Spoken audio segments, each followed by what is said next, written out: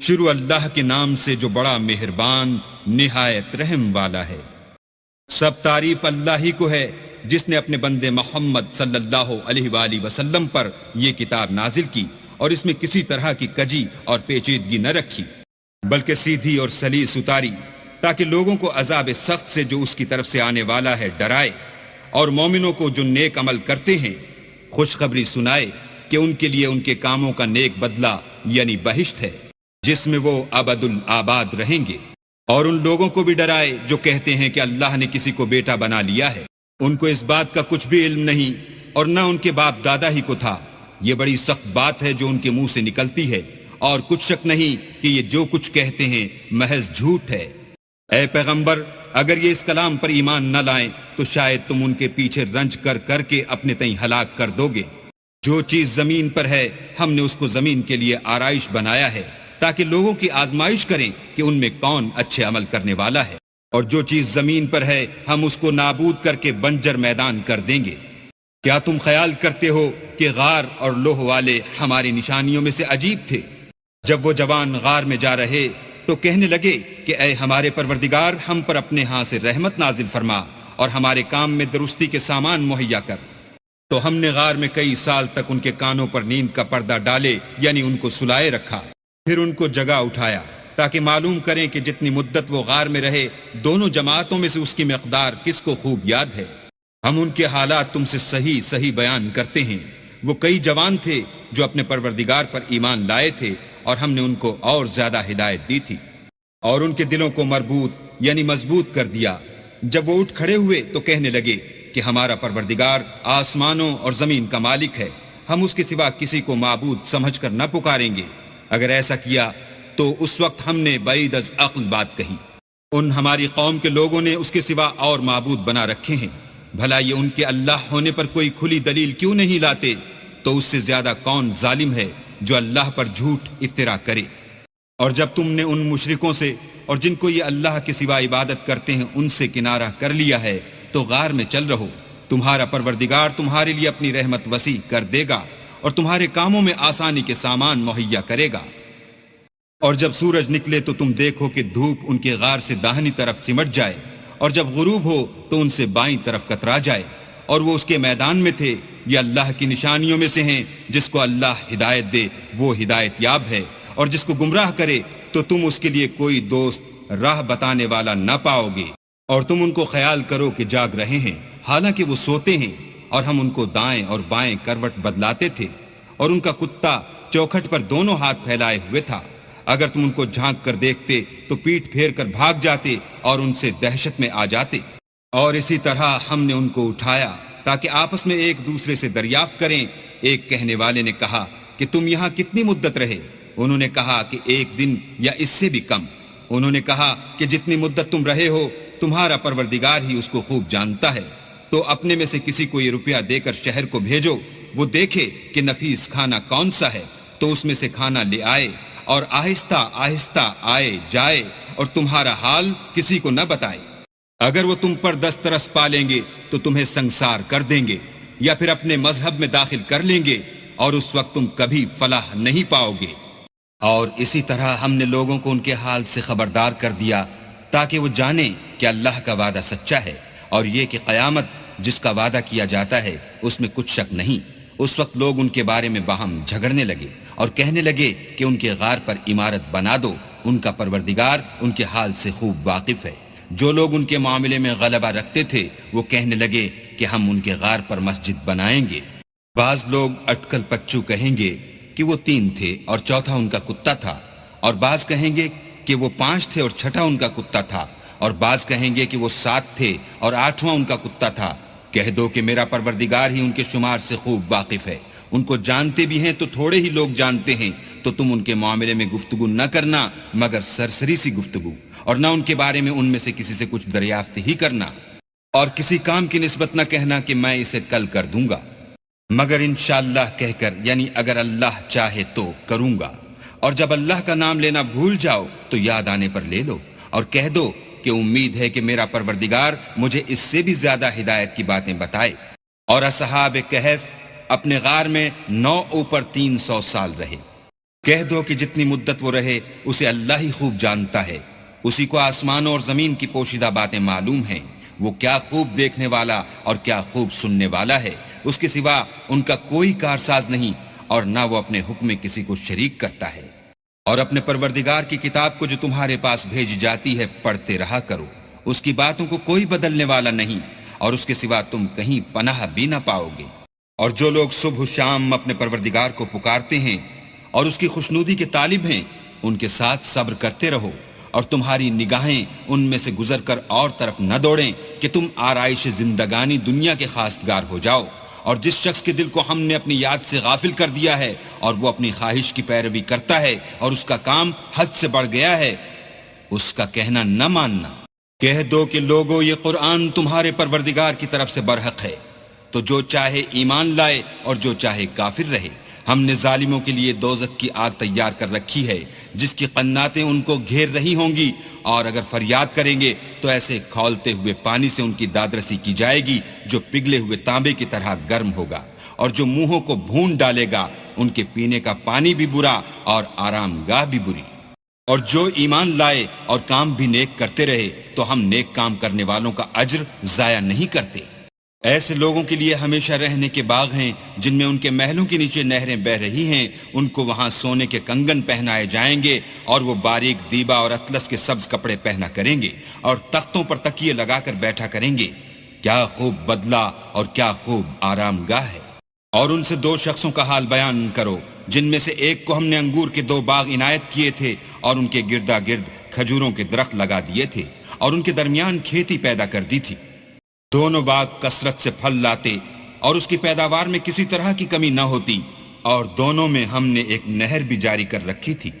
اور اس طرح اس شخص کو ان کی پیداوار ملتی رہتی تھی۔ تو ایک دن جب کہ وہ اپنے دوست سے باتیں کر رہا تھا، کہنے لگا کہ میں تم سے مال و دولت میں بھی زیادہ ہوں اور جتھے اور جماعت کے لحاظ سے بھی زیادہ عزت والا ہوں، اور ایسی شیخیوں سے اپنے حق میں ظلم کرتا ہوا اپنے باغ میں داخل ہوا۔ کہنے لگا کہ میں نہیں خیال کرتا کہ یہ باغ کبھی تباہ ہو، اور نہ خیال کرتا ہوں کہ قیامت برپا ہو، اور اگر میں اپنے پروردگار کی طرف لوٹایا بھی جاؤں تو وہاں ضرور اس سے اچھی جگہ پاؤں گا۔ تو اس کا دوست جو اس سے گفتگو کر رہا تھا کہنے لگا کہ کیا تم اس اللہ سے کفر کرتے ہو جس نے تم کو مٹی سے پیدا کیا، پھر نطفے سے، پھر تمہیں پورا مرد بنایا؟ مگر میں تو یہ کہتا ہوں کہ اللہ ہی میرا پروردگار ہے، اور میں اپنے پروردگار کے ساتھ کسی کو شریک نہیں کرتا۔ اور بھلا جب تم اپنے باغ میں داخل ہوئے تو تم نے ماشاء اللہ لا قوت الا باللہ کیوں نہ کہا؟ اگر تم مجھے مال و اولاد میں اپنے سے کمتر دیکھتے ہو تو عجب نہیں کہ میرا پروردگار مجھے تمہارے باغ سے بہتر عطا فرمائے، اور اس تمہارے باغ پر آسمان سے آفت بھیج دے تو وہ صاف میدان ہو جائے، یا اس کی نہر کا پانی گہرا ہو جائے تو پھر تم اسے نہ لا سکو، اور اس کے میووں کو عذاب نے آ گھیرا اور وہ اپنی چھتریوں پر گر کر رہ گیا، تو جو مال اس نے اس پر خرچ کیا تھا اس پر حسرت سے ہاتھ ملنے لگا اور کہنے لگا کہ کاش میں اپنے پروردگار کے ساتھ کسی کو شریک نہ بناتا۔ اس وقت اللہ کے سوا کوئی جماعت اس کی مددگار نہ ہوئی اور نہ وہ بدلہ لے سکا۔ یہاں سے ثابت ہوا کہ حکومت سب خدائے برحق کی ہے، اسی کا صلہ بہتر اور اسی کا بدلہ اچھا ہے۔ اور ان سے دنیا کی زندگی کی مثال بھی بیان کر دو، وہ ایسی ہے جیسے پانی جسے ہم نے آسمان سے برسایا تو اس کے ساتھ زمین کی رویدگی مل گئی، پھر وہ چورا چورا ہو گئی کہ ہوائیں اسے اڑاتی پھرتی ہیں، اور اللہ تو ہر چیز پر قدرت رکھتا ہے۔ مال اور بیٹے تو دنیا کی زندگی کی رونق و زینت ہیں، اور نیکیاں جو باقی رہنے والی ہیں وہ ثواب کے لحاظ سے تمہارے پروردگار کے ہاں بہت اچھی ہیں اور امید کے لحاظ سے بہت بہتر ہیں۔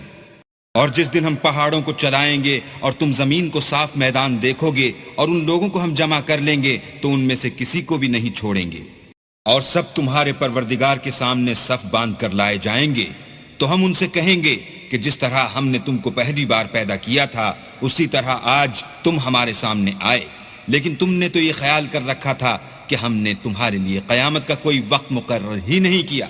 اور جو عملوں کی کتاب کھول کر رکھی جائے گی تو تم گناہگاروں کو دیکھو گے کہ جو کچھ اس میں لکھا ہوگا اس سے ڈر رہے ہوں گے اور کہیں گے ہائے شامت، یہ کیسی کتاب ہے کہ نہ چھوٹی بات کو چھوڑتی ہے نہ بڑی کو، کوئی بات بھی نہیں مگر اسے لکھ رکھا ہے، اور جو عمل کیے ہوں گے سب کو حاضر پائیں گے، اور تمہارا پروردگار کسی پر ظلم نہیں کرے گا۔ اور جب ہم نے فرشتوں کو حکم دیا کہ آدم کو سجدہ کرو تو سب نے سجدہ کیا مگر ابلیس نے نہ کیا، وہ جنات میں سے تھا تو اپنے پروردگار کے حکم سے باہر ہو گیا۔ کیا تم اس کو اور اس کی اولاد کو میرے سوا دوست بناتے ہو، حالانکہ وہ تمہارے دشمن ہیں؟ اور شیطان کی دوستی ظالموں کے لیے اللہ کی دوستی کا برا بدل ہے۔ میں نے ان کو نہ تو آسمان اور زمین کے پیدا کرنے کے وقت بلایا تھا اور نہ خود ان کے پیدا کرنے کے وقت، اور میں ایسا نہ تھا کہ گمراہ کرنے والوں کو مددگار بناتا۔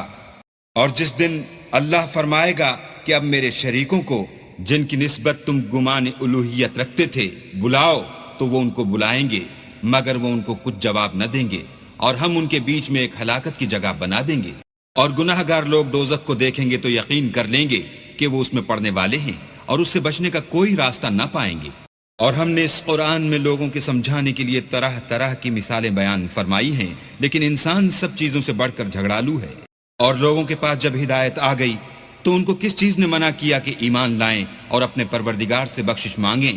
بجز اس کے کہ اس بات کے منتظر ہوں کہ انہیں بھی پہلوں کا سا معاملہ پیش آئے یا ان پر عذاب سامنے موجود ہو۔ اور ہم جو پیغمبروں کو بھیجا کرتے ہیں تو صرف اس لیے کہ لوگوں کو اللہ کی نعمتوں کی خوشخبریاں سنائیں اور عذاب سے ڈرائیں، اور جو کافر ہیں وہ باطل کی سند سے جھگڑا کرتے ہیں تاکہ اس سے حق کو پھسلا دیں، اور انہوں نے ہماری آیتوں کو اور جس چیز سے ان کو ڈرایا جاتا ہے ہنسی بنا لیا۔ تو اس سے ظالم کون جس کو اس کے پروردگار کے کلام سے سمجھایا گیا تو اس نے اس سے منہ پھیر لیا، اور جو اعمال وہ آگے کر چکا اس کو بھول گیا۔ ہم نے ان کے دلوں پر پردے ڈال دیے کہ اسے سمجھ نہ سکیں، اور کانوں میں ثقل پیدا کر دیا ہے کہ سن نہ سکیں۔ اور اگر تم ان کو رستے کی طرف بلاؤ تو کبھی رستے پر نہ آئیں گے، اور تمہارا پروردگار بخشنے والا صاحب رحمت ہے۔ اگر وہ ان کے کرتوتوں پر ان کو پکڑنے لگے تو ان پر جھٹ عذاب بھیج دے، مگر ان کے لیے ایک وقت مقرر کر رکھا ہے کہ اس کے عذاب سے کوئی پناہ کی جگہ نہ پائیں گے۔ اور یہ بستیاں جو ویران پڑی ہیں، جب انہوں نے کفر سے ظلم کیا تو ہم نے ان کو تباہ کر دیا، اور ان کی تباہی کے لیے ایک وقت مقرر کر دیا تھا۔ اور جب موسیٰ نے اپنے شاگرد سے کہا کہ جب تک میں دو دریاؤں کے ملنے کی جگہ نہ پہنچ جاؤں ہٹنے کا نہیں، خواہ برسوں چلتا رہوں۔ جب ان کے ملنے کے مقام پر پہنچے تو اپنی مچھلی بھول گئے تو اس نے دریا میں سرنگ کی طرح اپنا رستہ بنا لیا۔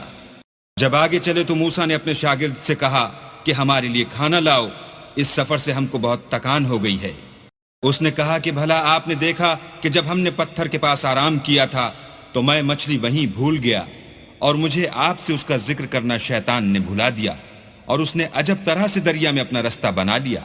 موسیٰ نے کہا یہی تو وہ مقام ہے جسے ہم تلاش کرتے تھے، تو وہ اپنے پاؤں کے نشان دیکھتے دیکھتے لوٹ گئے۔ وہاں انہوں نے ہمارے بندوں میں سے ایک بندہ دیکھا جس کو ہم نے اپنے ہاں سے رحمت یعنی نبوت یا نعمت ولایت دی تھی اور اپنے پاس سے علم بخشا تھا۔ موسیٰ نے ان سے جن کا نام خضر تھا کہا کہ جو علم اللہ کی طرف سے آپ کو سکھایا گیا ہے، اگر آپ اس میں سے مجھے کچھ بھلائی کی باتیں سکھائیں تو میں آپ کے ساتھ ہوں۔ خضر نے کہا کہ تم میرے ساتھ رہ کر صبر نہیں کر سکو گے، اور جس بات کی تمہیں خبر ہی نہیں اس پر صبر کر بھی کیوں کر سکتے ہو؟ موسیٰ نے کہا اللہ نے چاہا تو آپ مجھے صابر پائیے گا اور میں آپ کے ارشاد کے خلاف نہیں کروں گا۔ خضر نے کہا اگر تم میرے ساتھ رہنا چاہو تو شرط یہ ہے مجھ سے کوئی بات نہ پوچھنا جب تک میں خود اس کا ذکر تم سے نہ کروں۔ تو دونوں چل پڑے، یہاں تک کہ جب کشتی میں سوار ہوئے تو خضر نے کشتی کو پھاڑ ڈالا۔ موسیٰ نے کہا کیا آپ نے اس کو اس لیے پھاڑا ہے کہ سواروں کو غرق کر دیں؟ یہ تو آپ نے بڑی عجیب بات کی۔ خضر نے کہا کیا میں نے نہیں کہا تھا کہ تم میرے ساتھ صبر نہ کر سکو گے؟ موسیٰ نے کہا کہ جو بھول مجھ سے ہوئی اس پر مواخذہ نہ کیجیے اور میرے معاملے میں مجھ پر مشکل نہ ڈالیے۔ پھر دونوں چلے، یہاں تک کہ رستے میں ایک لڑکا ملا تو خضر نے اسے مار ڈالا۔ موسیٰ نے کہا کہ آپ نے ایک بے گناہ شخص کو ناحق بغیر قصاص کے مار ڈالا، یہ تو آپ نے بری بات کی۔ خضر نے کہا کیا میں نے نہیں کہا تھا کہ تم سے میرے ساتھ صبر نہیں ہو سکے گا؟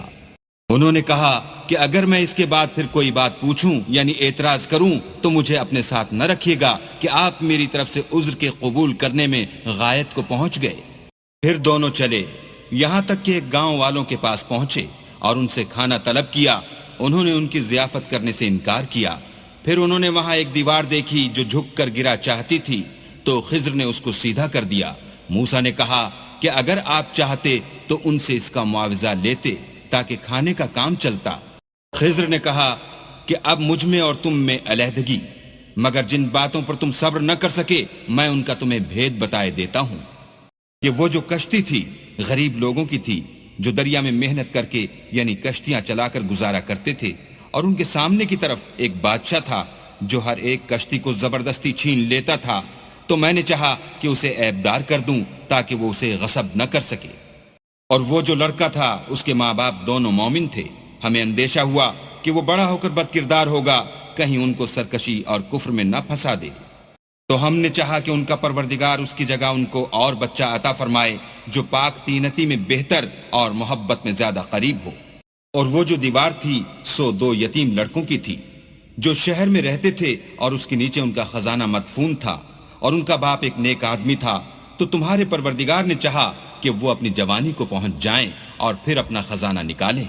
یہ تمہارے پروردگار کی مہربانی ہے، اور یہ کام میں نے اپنی طرف سے نہیں کیے، یہ ان باتوں کی حقیقت ہے جن پر تم صبر نہ کر سکے۔ اور تم سے ذوالقرنین کے بارے میں دریافت کرتے ہیں، کہہ دو کہ میں اس کا کسی قدر حال تمہیں پڑھ کر سناتا ہوں۔ ہم نے اس کو زمین میں بڑی دسترس دی تھی اور ہر طرح کا سامان عطا کیا تھا، تو اس نے سفر کا ایک سامان کیا، یہاں تک کہ جب سورج کے غروب ہونے کی جگہ پہنچا تو اسے ایسا پایا کہ کیچڑ کی ندی میں ڈوب رہا ہے، اور اس ندی کے پاس ایک قوم دیکھی۔ ہم نے کہا ذوالقرنین تم ان کو خواہ تکلیف دو خواہ ان کے بارے میں بھلائی اختیار کرو، دونوں باتوں کی تم کو قدرت ہے۔ ذوالقرنین نے کہا کہ جو کفر و بد کرداری سے ظلم کرے گا اسے ہم عذاب دیں گے، پھر جب وہ اپنے پروردگار کی طرف لوٹایا جائے گا تو وہ بھی اسے بڑا عذاب دے گا، اور جو ایمان لائے گا اور عمل نیک کرے گا اس کے لیے بہت اچھا بدلہ ہے، اور ہم اپنے معاملے میں اس پر کسی طرح کی سختی نہیں کریں گے بلکہ اس سے نرم بات کہیں گے۔ پھر اس نے ایک اور سامان سفر کا کیا، یہاں تک کہ سورج کے طلوع ہونے کے مقام پر پہنچا تو دیکھا کہ وہ ایسے لوگوں پر طلوع کرتا ہے جن کے لیے ہم نے سورج کے اس طرف کوئی اوٹ نہیں بنائی تھی۔ حقیقت الحال یوں تھی، اور جو کچھ اس کے پاس تھا ہم کو سب کی خبر تھی۔ پھر اس نے ایک اور سامان کیا، یہاں تک کہ 2 دیواروں کے درمیان پہنچا تو دیکھا کہ ان کے اس طرف کچھ لوگ ہیں کہ بات کو سمجھ نہیں سکتے۔ ان لوگوں نے کہا کہ ذوالقرنین یاجوج اور ماجوج زمین میں فساد کرتے رہتے ہیں، بھلا ہم آپ کے لیے خرچ کا انتظام کر دیں کہ آپ ہمارے اور ان کے درمیان ایک دیوار کھینچ دیں۔ ذوالقرنین نے کہا کہ خرچ کا جو مقدور اللہ نے مجھے بخشا ہے وہ بہت اچھا ہے، تم مجھے قوت بازو سے مدد دو، میں تمہارے اور ان کے درمیان ایک مضبوط اوٹ بنا دوں گا۔ تو تم لوہے کے بڑے بڑے تختے لاؤ۔ چنانچہ کام جاری کر دیا گیا، یہاں تک کہ جب اس نے دونوں پہاڑوں کے درمیان کا حصہ برابر کر دیا اور کہا کہ اب اسے دھونکو، یہاں تک کہ جب اس کو دھونک دھونک کر آگ کر دیا تو کہا کہ اب میرے پاس تانبا لاؤ کہ اس پر پگھلا کر ڈال دوں۔ پھر ان میں یہ قدرت نہ رہی کہ اس پر چڑھ سکیں، اور نہ یہ طاقت رہی کہ اس میں نقب لگا سکیں۔ بولا کہ یہ میرے پروردگار کی مہربانی ہے، جب میرے پروردگار کا وعدہ آ پہنچے گا تو اس کو ڈھا کر ہموار کر دے گا، اور میرے پروردگار کا وعدہ سچا ہے۔ اس روز ہم ان کو چھوڑ دیں گے کہ روئے زمین پر پھیل کر ایک دوسرے میں گھس جائیں گے، اور سور پھونکا جائے گا تو ہم سب کو جمع کر لیں گے، اور اس روز جہنم کو کافروں کے سامنے لائیں گے جن کی آنکھیں میری یاد سے پردے میں تھیں اور وہ سننے کی طاقت نہیں رکھتے تھے۔ کیا کافر یہ خیال کرتے ہیں کہ وہ ہمارے بندوں کو ہمارے سوا اپنا کارساز بنائیں گے تو ہم خفا نہیں ہوں گے؟ ہم نے ایسے کافروں کے لیے جہنم کی مہمانی تیار کر رکھی ہے۔ کہہ دو کہ ہم تمہیں بتائیں جو عملوں کے لحاظ سے بڑے نقصان میں ہیں، وہ لوگ جن کی سعی دنیا کی زندگی میں برباد ہو گئی اور وہ یہ سمجھے ہوئے ہیں کہ اچھے کام کر رہے ہیں۔ یہ وہ لوگ ہیں جنہوں نے اپنے پروردگار کی آیتوں اور اس کے سامنے جانے سے انکار کیا تو ان کے اعمال ضائع ہو گئے، اور ہم قیامت کے دن ان کے لیے کچھ بھی وزن قائم نہیں کریں گے۔ یہ ان کی سزا ہے یعنی جہنم، اس لیے کہ انہوں نے کفر کیا اور ہماری آیتوں اور ہمارے پیغمبروں کی ہنسی اڑائی۔ جو لوگ ایمان لائے اور عمل نیک کیے ان کے لیے بہشت کے باغ مہمانی ہوں گے، ہمیشہ ان میں رہیں گے اور وہاں سے مکان بدلنا نہ چاہیں گے۔ کہہ دو کہ اگر سمندر میرے پروردگار کی باتوں کے لکھنے کے لیے سیاہی ہو تو قبل اس کے کہ میرے پروردگار کی باتیں تمام ہوں سمندر ختم ہو جائے، اگرچہ ہم ویسا ہی اور اس کی مدد کو لائیں۔ کہہ دو کہ میں تمہاری طرح کا ایک بشر ہوں، البتہ میری طرف وہی آتی ہے کہ تمہارا معبود وہی ایک معبود ہے، تو جو شخص اپنے پروردگار سے ملنے کی امید رکھے چاہیے کہ عمل نیک کرے اور اپنے پروردگار کی عبادت میں کسی کو شریک نہ بنائے۔